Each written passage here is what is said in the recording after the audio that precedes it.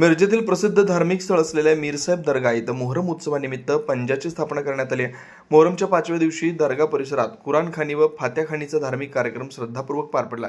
यावेळी मुस्लिम बांधवांनी देशातील शांतता, बंधुता आणि सर्वांच्या सुखसमृद्धीसाठी विशेष प्रार्थना केली। धार्मिक वातावरणात पार पडलेल्या या कार्यक्रमात खादिम जमातीसह भाविकांची मोठ्या संख्येने उपस्थिती होती। मोहरम निमित्त दर्गा परिसरात विविध धार्मिक कार्यक्रमांचे आयोजन करण्यात आले असून भाविकांसाठी उत्स्फूर्त प्रतिसाद मिळतोय। कार्यक्रमानंतर उपस्थितांना तबरूकचं वाटप करण्यात आलं। N24 मराठी न्यूजसाठी मिरजहून प्रतिनिधी मुस्तफा मुल्ला।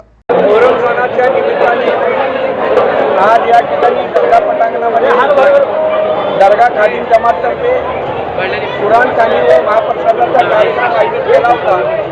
या कार्यक्रमामध्ये सर्व मद्रसाचे मुलं व अनेक महिला या ठिकाणी उपस्थित होते।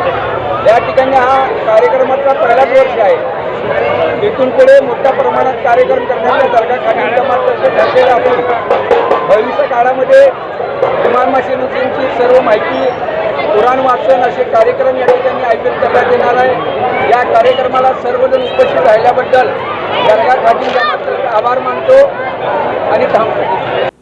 दिवसभरातील घडामोडींचा आढावा घेण्यासाठी पाहत रहा N24 मराठी न्यूज चॅनल।